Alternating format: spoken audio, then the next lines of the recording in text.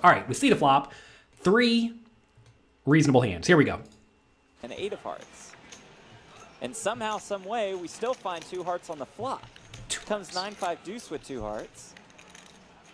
5 hearts between our 3 players. Hello everyone, I am Jonathan Little for PokerNews.com, here today with a hand from a high-stakes major tournament that took place on the Party Poker Live tournament circuit, the 100,000 euro buy-in tournament. It's a high-stakes game. Let's get right to it. If you want to watch this video, and many others by the way, make sure you check out Party Poker's YouTube channel at youtube.com/partypokerlive. All right, let's get to it. I can't get him. He's too good. You gotta pick on me. Got some. In this hand, to start it off, we have Charlie Carrel, loose aggressive player who raises it up with ace-queen offsuit. I love watching Charlie Carrel play. I have my tie-dye pants on just like he often wears. So he raises it up in the cutoff to 10,000 chips. We are playing with Charlie Carrel having about 38 big blinds effective. We're playing 2,000, 4,000 with a 4,000 big blind ante. If you don't know Charlie Carrel, he has about $10 million in live tournament earnings. He is hyper aggressive and he's currently starting a charity to help tackle homelessness in the UK. So good job for him. Hopefully he makes it happen. Here, Charlie raises it up to 10K with the ace-queen. Then Cary Katz, generally thought to be a pretty solid player, but despite being a generally solid player, he is number 11, 1-1 on the all-time tournament leaderboard with $30 million in cashes. Also, he is the founder and owner of Poker Central and Poker Go, so huge thanks to him to putting on all of those shows. Cary Katz calls behind with ace jack of hearts. A couple of hearts also in Chinwei Lim's hand. Chinwei Lim, also a very, very solid player, has about 9 million in earnings. He calls in the big blind. He bursted on the high roller scene actually just in 2019, where he had $8 million in cashes in that year. Nice job, good work. All right, we see the flop. 3 reasonable hands. Here we go. An 8 of hearts. And somehow, some way, we still find 2 hearts on the flop. Comes 9-5 deuce with 2 hearts. 5 hearts between our 3 players. 2 hearts on the flop. Weird lead by Cary. I just told you how Cary is generally on the tight, solid side, yet he leads out with the flush draw. This is a neat scenario. Perhaps he thinks Charlie Carrel's going to check behind a lot on the flop, but I don't really think that's going to happen a ton. If he checks and Charlie Carrel bets, I definitely think Cary can reasonably put in a check raise or a check call, either one, with a hand that's either likely good at the moment or clearly has the best draw. He decides to lead it though, and over to Chinwei Lim with his 10-8 of hearts. What do you do in this spot facing the lead? What I want you to do is I want you to pause this video and type in the comment section below what you would do in this weird scenario facing a lead. Now, obviously, we don't know Cary Katz has the ace-jack of hearts, so don't think, oh, he has the ace-jack of hearts, just fold. That's not the right answer. So, should you either call, raise small, let's see how much Cary bet. 13.5. He bet 13,500. Should you raise small to, let's say, 28,000? Should you raise medium to like 50,000? Or should you rip it all in? Pause the video, type it in the comment section below, and tell me what you would do.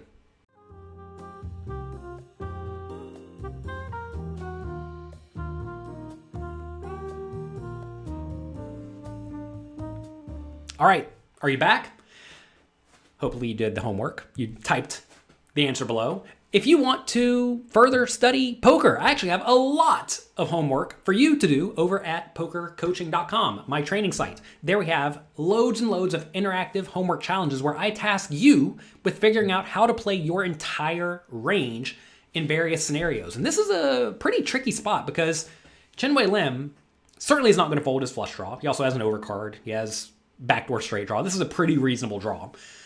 If he does raise to, let's say, 25,000, 40,000, I guess can't go 25, 28,000 or 40,000 or 50,000, he runs the risk of Charlie Carrel shoving all in. Notice Charlie Carrel can easily be sitting here with an overpair or a better flush draw, right? So you don't really want to raise, I don't think. Also, if you raise, Cary Katz may decide to just shove all in too, which would also be terrible, right? So I think calling is the only play that makes sense in this scenario. You always want to make sure you are paying good attention to the stack depths And when you're playing this kind of medium 30, 40, 50 big blind stack like we are playing in this spot, you want to make sure that when you're raising with a draw, it's either a really junky draw that you can happily fold against an all-in, or a really strong draw that you can happily call off against an all-in. And these medium flush draws and open-ended straight draw type hands, usually these hands much prefer to call in scenarios like this. So I definitely like calling in Chenwei Lim's spot. Let's see what he does. Katz leads here for 13,500 with the ace-high flush draw. He's giving it some thought. Setting a pretty reasonable price for Chenwei Lim to call. Call? Call he does. Weird spot for Charlie Carrel now. Charlie Carrell's facing a lead and a call with 2 overcards with the backdoor flush draw. What more do you want in life? It's actually a pretty bad draw. This is a spot where facing a lead and a call, you're going to be against a whole lot of made hands and draws. That said, he's getting really good pot odds. Is he going to realize 20-something% equity in this scenario?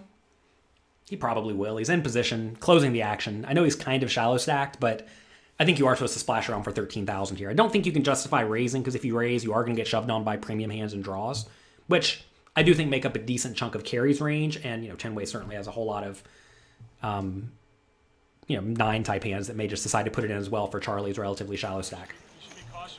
It's actually telling the truth this time. A warning sign to Charlie Carrel. Charlie does Makes call. the call with ace-queen. We go to the turn. What do we have?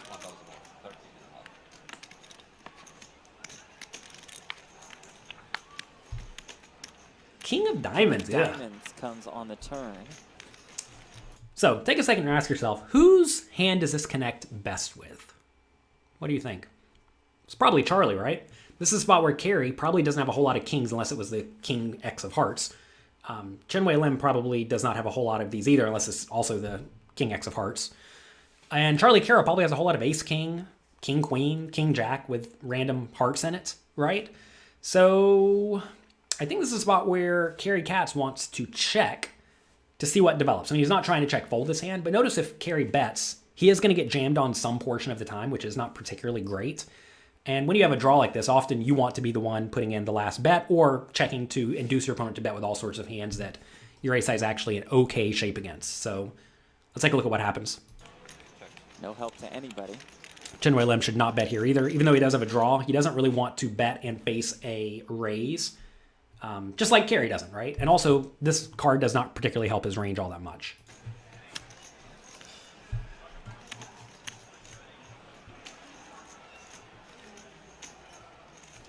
Now, does Charlie decide to Checked around bluff? with Charlie Carrel. If you've ever played poker with Charlie Carrel, one thing you know about him is that he enjoys wearing clothes with fun prints on it, like my fun tie-dye pants here. He also enjoys bluffing. So this is a spot where you can pretty much count on Charlie Carrel finding a bluff. He loves to get after it. He especially loves attacking ranges that he thinks are probably weak. And this is a spot where I do think both players' ranges are perhaps not super weak. Small blind and big blind here, I mean. But they are definitely somewhat capped. You got to think that neither player has a very strong hand here because they would probably just bet it on the turn. So do you need to turn this ace-queen into a bluff? The question is, can you get a 9 to fold? That's what we're trying to get to fold here. It's tough because if you slot Jonathan Little in against Charlie Carrel here, Charlie Carrel here, that's kind of a tongue twister, I am not folding a 9. Just not doing it. I'm probably not folding a draw. I may actually check shove a draw in this spot against him.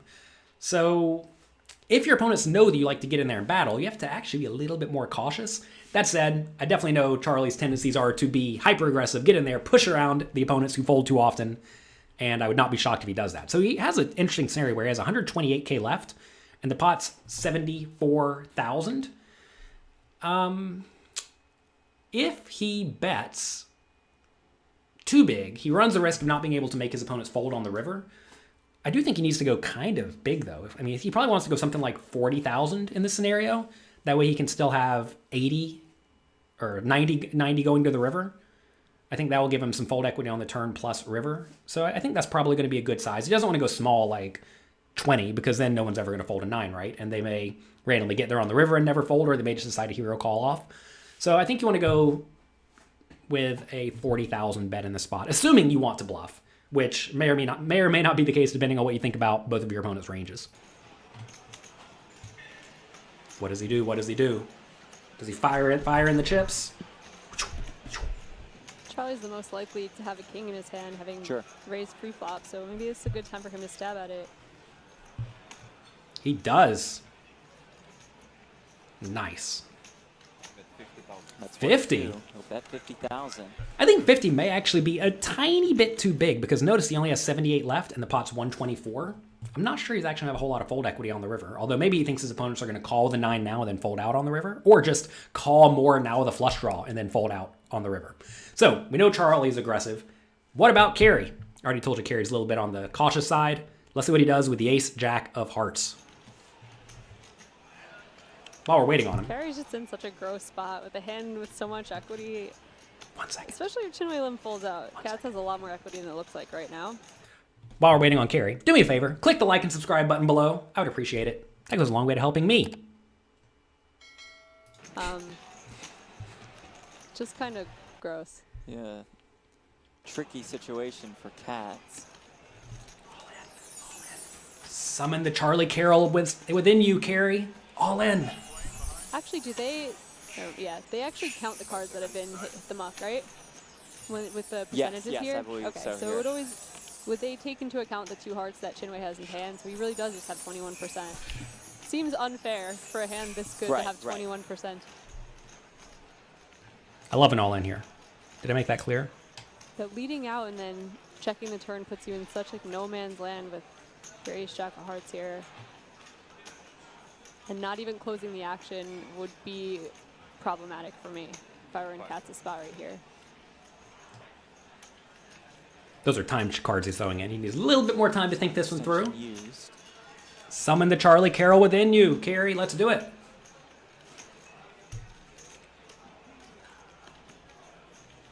And Carrel bet 50,000 with 78K behind. So it looks like you have absolutely no fold equity if you decide to raise here and just take your ace jack of hearts to the river. Unless you're against Wow. Charlie Shove Carrel. from Cary Katz. No fear. Got him. So you may say, why shove in the scenario when it looks like you have no fold equity? The thing is you're playing against Charlie Carrel, loose, aggressive, battling poker player, and Cary properly recognized, yeah, this is a bad spot. Yeah, I'm going to get called a lot, but we do have some fold equity. And in this scenario, he does decide to go for it. I definitely think that he does not want to call there because if he calls it and goes check, check on the river, he often loses. And he can make some better hands fold. For all we know, Charlie even made like a thin value bet with a hand like 9-8. Maybe he makes that, maybe he doesn't. Maybe he has pocket queens or something like that. Again, I'm not saying he necessarily does it, but if he does bet those hands and faces a check raise, it is miserably bad, right? Also, he's going to have some bluffs with equity, like ace queen, right? Maybe Charlie's betting a hand like 7-6 and then folding it to a shove. Whereas if you check call with ace jack of hearts and you miss on the river, you're going to check the river. Charlie's going to shove with his 7 high and force you to fold, right? So I like the way Cary played this hand once he got to the river. That said, I think he probably just wants to check call or check raise immediately on the flop and play it that way. So fun hand. Thanks to Party Poker for letting me use it. Thanks to Charlie Carrel for lending me his pants and letting me enjoy watching him play. I love watching Charlie Carrel play. He gets in there, he battles, and win or lose, still the smile on his face. That's me for today. Enjoy your week. Good luck in your games, and I'll talk to you next time. Bye-bye. Thanks for taking the time to watch this video. I hope you enjoyed it. If you want more strategy lessons, pre-flop charts, and interactive quizzes, make sure you get your free membership to pokercoaching.com right now at pokercoaching.com/free. I'll talk to you next time.